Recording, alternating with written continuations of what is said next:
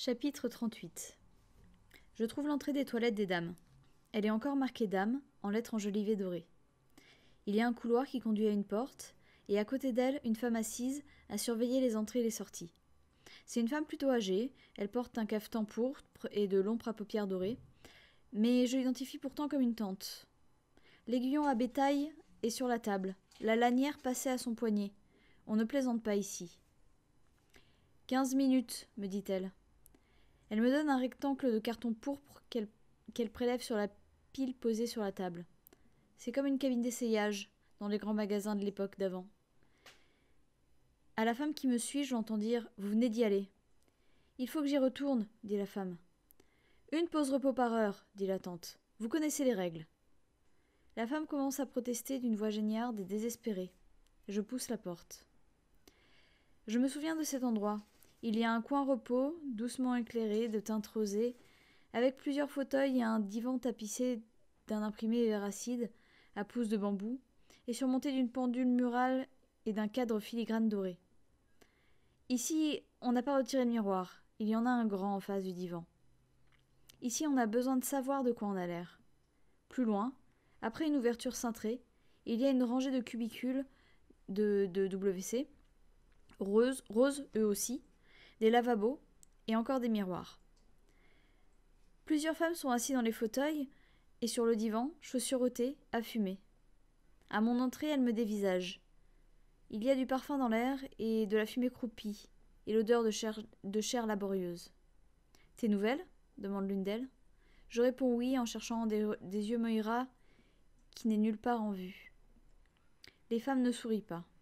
Elles retournent à leurs cigarettes comme si c'était une occupation importante. Dans l'autre pièce, une femme en travesti de chat avec une queue de fourrure artificielle orange retouche son maquillage. C'est comme les coulisses d'un théâtre. Crayons gras, fumée, les matériaux de l'illusion.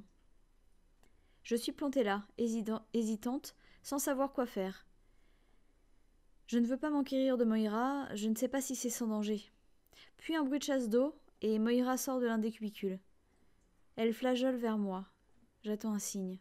« Tout va bien, dit-elle, s'adressant à moi et aux autres femmes. Je la connais. » Maintenant, les autres sourient, et Moira m'étreint. Je jette les bras autour d'elle. Les armatures qui lui étayent les seins s'enfoncent dans ma poitrine. Nous nous embrassons sur la joue, sur l'autre, sur une joue, sur l'autre. Puis nous nous écartons. « Sainte horreur, dit-elle. Elle me sourit largement. Tu ressembles à une putain de Babylone. C'est bien ce que je suis censée représenter, non ? Tu as l'air de quelque chose que le chat aurait sorti de la poubelle. Oui, dit-elle en remontant son corsage. Pas mon style, et ce machin est sur le point de tomber en lambeaux. Je voudrais bien qu'il dégote quelqu'un qui sache encore les fabriquer. Alors je pourrais avoir quelque chose d'à peu près convenable. C'est toi qui l'as choisi ? Je me demande si elle a choisi ce costume parmi d'autres, parce qu'il était moins criard. Au moins, il n'est que noir et blanc. Foutre non, dit-elle. Matériel de l'armée. Je suppose qu'ils ont trouvé que ça m'allait. Je ne peux toujours pas croire que c'est bien elle. Je lui touche de nouveau le bras, puis je me mets à pleurer. Ne fais pas ça, dit Moira. Ton maquillage va couler. De toute façon, on n'a pas le temps. Poussez-vous. Ceci s'adresse aux deux femmes assises sur le divan. À sa manière habituelle, péremptoire, brusque, expéditive. Et comme d'habitude, ça lui réussit. De toute façon, ma pause est terminée, dit l'une des femmes qui porte une guêpière bleue de layette garnie de dentelle et de bas blanc. Elle se lève, me serre la main. Bienvenue, dit-elle. L'autre femme se pousse complaisamment. Moira et moi nous asseyons. La première chose que nous faisons est d'ôter nos chaussures. Que diable fais-tu ici ? Demanda alors Moira. Pas que ce soit pas formidable de te revoir, mais ce n'est pas tellement formidable pour toi. Qu'est-ce que tu as fait de mal ? Tu as ri de son zizi ? Je lève les yeux au plafond. Est-ce qu'il y a des micros ? Je m'essuie le tour des yeux avec précaution du bout du doigt. Du noir d'étain. Probablement, dit Moira. Tu veux une clope ? J'adorerais. Dit-elle à sa voisine. Prête-moi une, tu veux ? La femme entend une, sans rechigner. Moira est toujours une habile emprunteuse. Cela me fait sourire. Après tout, peut-être pas, dit Moira. Je ne peux pas imaginer qu'il s'intéresse à rien que ce que nous pourrions dire. Ils en ont déjà entendu l'essentiel et personne ne sort d'ici sauf dans un fourgon noir. Mais tu dois le savoir puisque tu es ici. J'attire sa tête à moi pour lui chuchoter dans l'oreille. Je suis temporaire. C'est seulement pour ce soir. Je ne suis même pas censée être ici. Il m'a fait entrer en fraude. Qui chuchote-t-elle à son tour. Ce con avec qui tu es? Je l'ai eu. C'est une sous-merde. C'est mon commandant. Elle hoche la tête. Il y en a qui le font, ça les excite. C'est comme baiser sur un autel ou de cet ordre-là. Celles de votre bande sont censées être des vases si chastes. Cela leur plaît de vous voir toutes peinturlurées. C'est juste une de leurs façons dégoûtantes de se saouler de pouvoir. Cette interprétation ne m'était pas venue à l'esprit. Je l'applique au commandant, mais elle semble trop simple pour lui, trop grossière. Ses motivations sont certainement plus délicates que ça. Mais il se peut que la vanité seule me pousse à le croire. Il ne nous reste pas beaucoup de temps. Raconte-moi tout. Moira hausse les épaules. À quoi ça sert, dit-elle. Mais elle sait bien que ça sert, alors elle s'exécute. Voici ce qu'elle a raconté et chuchoté à peu de choses près. Je ne peux pas m'en souvenir exactement parce que je n'avais aucun moyen de le noter par écrit. J'ai rempli les blancs autant que j'ai pu. Nous n'avions pas beaucoup de temps, alors elle ne m'a donné que les grandes lignes. Elle m'a fait ce récit en 2 séances. Nous nous sommes débrouillés pour avoir une deuxième pause ensemble. J'ai essayé de reproduire son style en mon mieux. C'est une manière de le garder en vie. J'ai laissé cette vieille peau de tante Elisabeth ficelée comme une dinde de Noël derrière la chaudière. Je voulais la tuer. J'en avais vraiment envie. Mais maintenant, je suis contente de ne pas l'avoir fait parce que les choses iraient beaucoup plus mal pour moi. Je n'en revenais pas de combien c'était facile de sortir du centre. Avec son costume marron, je suis passée comme une fleur. J'ai continué à marcher comme si je savais où j'allais, jusqu'à me trouver hors de vue. Je n'avais pas vraiment de plan génial, ce n'était pas quelque chose d'organisé comme ils l'ont cru, mais quand ils ont essayé de me faire parler, j'ai inventé plein de trucs. C'est ce qu'ils ont fait, c'est ce qu'on fait quand ils se servent des électrodes et des autres machins, on dit n'importe quoi. Je gardais les épaules en arrière et le menton en avant, et j'avançais en essayant de réfléchir à quoi faire ensuite. Quand ils ont démantibulé la presse, ils ont ramassé plein de femmes que je connaissais et je pensais qu'ils avaient probablement pris les autres depuis. J'étais sûre qu'ils avaient une liste. Nous étions idiotes de penser que nous pourrions continuer à fonctionner comme avant, même dans la clandestinité. Après avoir déménagé le bureau pour tout mettre dans les caves de différentes personnes et les pièces de derrière. Donc je n'étais pas assez bête pour essayer une de ces maisons-là. J'avais une vague idée de l'endroit où je me trouvais par rapport à la ville, même si je marchais dans une rue que je ne me rappelais pas avoir vue avant. J'ai repéré d'après le soleil où était le nord. Les éclaireuses ont du bon, après tout. Je me suis dit que je ferais aussi bien d'aller dans cette direction pour voir si je tomberais sur la place ou le rond-point ou quelque chose dans leur voisinage. Alors j'aurais su avec certitude où j'étais. Je me disais aussi qu'il valait mieux que j'aille vers le centre plutôt que de m'en éloigner. Cela aurait l'air plus plausible. Ils avaient établi de nouveaux postes de contrôle depuis que nous étions au centre. Il y en avait de tous les côtés. Le premier m'a flanqué une trouille bleue. Je suis tombée dessus brusquement au coin de la rue. Je savais que ça n'aurait pas l'air normal de faire demi-tour sur leurs yeux et de rebrousser chemin. Alors je suis passée au bluff. Comme j'avais fait à la grille, en prenant mon air renfrogné, raide, les lèvres pincées, en les transperçant du regard comme s'ils étaient des plaies purulentes. Tu sais, le regard qu'ont les tantes quand elles prononcent le mot « homme ». Ça a marché comme un charme, et aux autres postes de contrôle aussi. Mais à l'intérieur de ma tête, ça gambergeait ferme. Je n'avais qu'un temps limité avant qu'il ne trouve la vieille chauve-souris et ne déclenche l'alarme. Très vite, il serait à ma recherche, une fausse tante à pied. J'essayais de penser à quelqu'un, je passais en revue tous les gens que je connaissais. Enfin, j'ai essayé de me rappeler que ce que je pouvais de notre liste d'adresses. Nous l'avions détruite, bien sûr, dès le début. Ou plutôt, nous ne l'avions pas détruite, nous l'avions répartie entre nous, et chacune en avait appris une partie par cœur. Puis ensuite, nous l'avions détruite. Nous utilisions encore la poste en ce temps-là, mais nous ne mettions plus notre en-tête sur les enveloppes. Ça devenait beaucoup trop dangereux. Alors j'ai essayé de me remémorer ma section de la liste. Je ne te dis pas le nom que j'ai choisi parce que je ne veux pas leur attirer d'ennui si ce n'est pas déjà fait. Il se peut que j'ai craché tout le morceau. C'est difficile de se rappeler ce qu'on dit pendant qu'ils vous cuisinent. On est capable de dire n'importe quoi. Je les ai choisis parce que c'était un couple marié. Et ils étaient plus sûrs qu'une personne célibataire et surtout qu'un homo. Et aussi, je me rappelais la mention qui accompagnait leur nom. Q. Ça veut dire quarter. Nous indiquions les appartenances religieuses quand il y en avait, pour les manifestations. On pouvait aussi savoir qu'on risquait de venir à quoi. Ça servait à rien de s'adresser au C, pour des histoires d'avortement par exemple. Il est vrai que nous n'en avions pas tellement ces derniers temps. Je me souvenais de leur adresse. Nous nous étions fait plancher entre nous sur ces adresses. C'était important de s'en souvenir avec précision, code postal et tout. Entre-temps, j'étais arrivée sur Mass Avenue et je savais où j'étais. Et je savais aussi où les trouver. Maintenant, il y avait autre chose qui me préoccupait. Quand ces gens verraient une tante remonter l'allée de leur jardin, est-ce qu'ils ne verrouilleraient pas simplement leur porte et feraient semblant de ne pas être à la maison ? Mais il fallait que j'essaye quand même, c'était ma seule chance. J'imaginais qu'ils n'étaient pas du genre à me tirer dessus. Il était alors environ 5 heures et j'étais fatiguée de marcher, surtout de cette démarche de tante, comme un foutu soldat, un tisonnier dans le cul. Et je n'avais rien mangé depuis le petit déjeuner.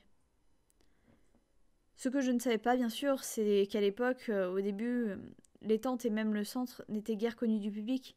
Au début, c'était entièrement secret, derrière des barbelés. Il aurait pu y avoir des objections contre ce qu'ils faisaient déjà à ce moment-là. Alors même si des gens avaient aperçu une tente ou deux, ils ne savaient pas vraiment à quoi elle servait. Ils avaient probablement pensé que c'était une espèce d'infirmière militaire. Ils avaient déjà cessé de poser des questions, sauf nécessité. Si bien que ces gens m'ont fait rentrer tout de suite. C'est la femme qui est venue m'ouvrir. Je lui ai dit que je faisais un sondage. J'ai dit ça pour qu'elle n'ait pas l'air surpris au cas où quelqu'un nous ait observé. Mais dès que j'ai franchi la porte, j'ai retiré mon chapeau et je lui ai dit qui j'étais. Ils auraient pu téléphoner à la police ou ailleurs, je sais que je prenais un risque, mais comme je te le disais, je n'avais pas le choix. De toute façon, ils ne l'ont pas fait. Ils m'ont donné des vêtements, une des robes de la femme, et ils ont brûlé l'uniforme de tante et le laissé passer dans leur chaudière. Ils savaient que cela devait être fait immédiatement. Ils n'aimaient pas me voir là, c'était évident, ça les rendait très nerveux. Ils avaient 2 petits-enfants, tous deux moins de 7 ans, je les comprenais. Je suis allée aux chiottes, quel soulagement. Baignoire pleine de poissons en plastique, etc. Puis je suis restée en haut de la chambre, des gosses à jouer avec eux, avec leurs cubes en plastique, tandis que leurs parents étaient en bas à décider quoi faire de moi. Je n'avais plus peur, en fait je me sentais plutôt bien. Fataliste si tu veux. Puis la femme m'a fait un sandwich et une tasse de café, et l'homme m'a dit qu'il allait m'emmener dans une autre maison. Il n'avait pas pris le risque de téléphoner. L'autre foyer était aussi un quarter. Et c'était un bon filon parce que c'était une des stations de la route clandestine des femmes. Après le départ du premier couple, ils ont dit qu'ils essaieraient de me faire sortir du pays. Je ne te dirai pas comment parce que certaines stations fonctionnent encore. Chacune d'elles était en contact avec une autre et une seule, toujours la plus proche. Il y avait à cela des avantages. Cela valait mieux si on se faisait prendre, mais aussi des inconvénients parce que si une station était grillée, toute la chaîne était en panne jusqu'à ce qu'on puisse prendre contact avec l'un des messagers qui pouvait amener un autre itinéraire. Pourtant, ils étaient mieux organisés qu'on l'aurait cru. Ils avaient infiltré un ou deux endroits utiles. L'un d'eux, c'était la poste. Il y avait là un chauffeur qui conduisait une de ces petites camionnettes très maniables. J'ai franchi le pont, puis je suis entrée dans le centre de la ville, dans un sac postal. Je peux te dire cela maintenant parce qu'il s'est fait prendre. Peu de temps après, il a fini au mur. On entend parler de ces choses-là. On entend beaucoup de choses ici, tu serais étonné. Les commandants eux-mêmes nous en racontent. Je pense qu'ils doivent se dire, pourquoi pas, il n'y a personne avec qui nous puissions le transmettre, sauf de l'une à l'autre, et ça ne compte pas. À entendre, tout ceci peut paraître facile, mais ça ne l'a pas été. J'en avais la chiasse de trouille presque tout le temps. Une des choses les plus dures, c'était de savoir que les gens risquaient leur vie pour moi, alors qu'ils n'y étaient pas obligés. Mais ils m'ont dit qu'ils le faisaient pour des raisons religieuses, et je ne devais pas le prendre pour moi personnellement. Cela m'a un peu soulagée. Ils faisaient une séance de prière silencieuse tous les soirs. J'ai eu du mal à m'y habituer au début parce que ça me rappelait trop les conneries du centre. Ça me donnait la nausée pour ne rien te cacher. Il fallait que je fasse un effort et que je me dise que c'était tout à fait autre chose. Je détestais cela au début, mais j'imagine que ce qui les encourage... j'imagine que c'est ce qui les a encouragés à continuer. Ils savaient plus ou moins ce qui leur arriverait s'ils se faisaient prendre. Pas dans le détail, mais ils savaient. À cette époque, on commençait à montrer certaines choses à la télé, les procès et tout ça. C'était avant que ne commencent sérieusement les rafles des sectes. Tant qu'on disait qu'on était chrétien, d'une église ou d'une autre, et marié, pour la première fois bien sûr, ils vous laissaient encore relativement en paix. Ils se concentraient d'abord sur les autres. Ils les ont plus ou moins maîtrisés avant de s'attaquer à tout le monde. Je suis restée dans la clandestinité environ 8 ou 9 mois. J'étais emmenée à d'une maison sûre à une autre. Il y en avait davantage alors.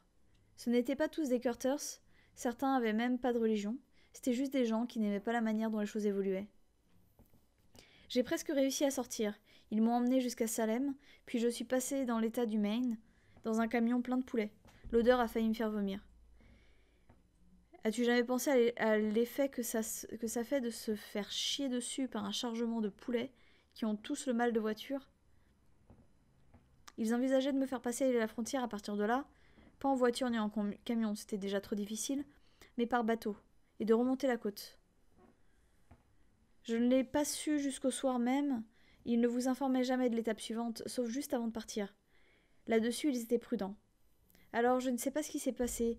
Peut-être que quelqu'un s'est dégonflé, ou que quelqu'un de l'extérieur a eu des soupçons, ou c'était peut-être le bateau. Peut-être qu'ils se sont dit que le gars sortait trop souvent son bateau de nuit. À cette époque, ça devait grouiller Dieu là-haut, et partout ailleurs, à proximité de la frontière. Quoi qu'il en soit, ils nous ont ramassés juste au moment où nous sortions par la porte de derrière pour descendre au port. Moi et le gars, et sa femme aussi. C'était un couple assez âgé, la cinquantaine. Ils étaient dans le homard, avant tout ce qui arrivait à la pêche côtière de cette région.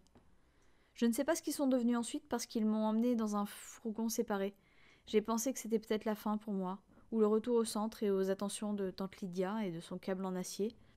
Elle y prenait plaisir, tu sais. Elle faisait semblant de jouer tout ce cirque, aimer le pêcheur, haïssait le pêcher, mais elle y prenait plaisir. J'ai bien envisagé de prendre le large, et je l'aurais peut-être fait si j'en avais eu moyen, mais ils étaient deux à l'arrière du fourgon avec moi, à me surveiller comme des faucons. Ils ne pipaient pas mot, ils étaient juste assis à me surveiller en louchant en dehors comme ils font. Alors c'était râpé. Nous n'avons pas abouti au centre pourtant, nous sommes allés ailleurs.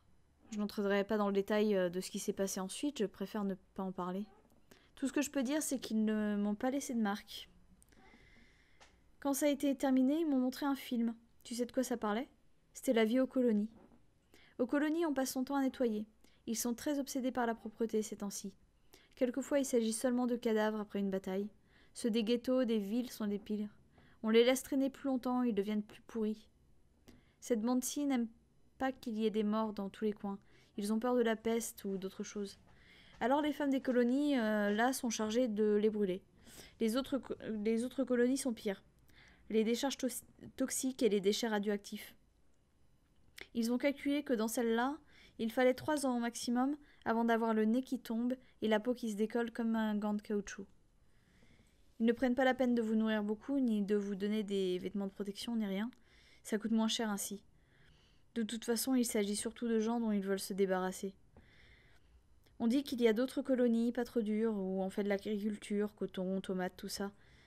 Mais ce n'est pas celle-ci qu'ils m'ont montré dans le film. Ce sont de vieilles femmes. Je parie que tu t'es demandé pourquoi on n'en voit plus tellement. Et des servantes qui ont raté leurs 3 chances.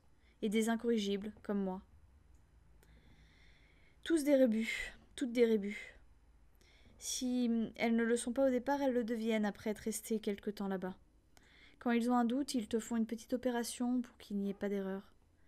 Je dirais qu'il y a un quart d'hommes aux colonies aussi. Tous des traîtres au genre qui ne finissent pas sur le mur. Tous portent de longues robes, comme celle du centre, mais grises. Les femmes et les hommes aussi, d'après les photos de groupe. Je suppose que c'est censé démoraliser les hommes, d'être obligés de porter des robes. Merde, moi-même ça me démoraliserait assez. Comment on peut supporter ça? Tout compte fait, je préfère ce costume-ci. Alors après cela, ils ont dit que j'étais trop dangereuse pour qu'on m'accorde le privilège de retourner au Centre Rouge, Ils ont dit que j'avais une influence corruptrice. Ils m'ont informé que j'avais le choix entre ceci et les colonies. Mais bien, merde, personne sauf une nonne ne choisirait les colonies. Je veux dire, je suis pas une martyre. Je m'étais déjà fait ligaturer des trompes il y a des années de cela. Je n'avais même pas besoin d'être opérée. Ici non plus, personne n'a d'ovaire viable. Tu vois le genre de problème que ça poserait. Alors me voici. On nous donne même de la crème pour le visage. Tu devrais trouver un moyen de venir ici. Tu aurais 3 ou 4 bonnes années avant de t'user la chatte et qu'il t'envoie au cimetière des voitures. La nourriture n'est pas mauvaise, il y a de l'alcool, de la drogue si on en veut, et nous ne travaillons que la nuit. Moira, tu ne parles pas sérieusement. Elle m'effraie à présent. Parce que ce que j'entends dans sa voix, c'est de l'indifférence, un manque de volonté. Lui ont-ils vraiment fait cela? Lui ont-ils retiré quelque chose? Quoi? Qui était son moteur principal? Mais comment puis-je m'attendre à ce qu'elle continue, selon l'idée que je me fais de son courage, vivre cela, ou cela, alors que moi-même je n'en suis pas capable? Je ne veux pas qu'elle soit comme moi, qu'elle renonce, accepte, sauve sa peau. C'est à cela que ça se résume. Je souhaite chez elle bravoure, panache, héroïsme, combat pied à pied. Tout ce qui me manque. Ne t'inquiète pas pour moi, dit-elle. Elle doit connaître une partie de mes pensées. Je suis toujours là, tu peux constater que c'est bien moi, de toute façon, on voit les choses ainsi. Ce n'est pas si mal, il y a plein de femmes, un paradis pour lesbiennes si tu veux. Maintenant, elle me taquine, manifeste un peu d'énergie, je me sens mieux. Est-ce qu'on vous laisse...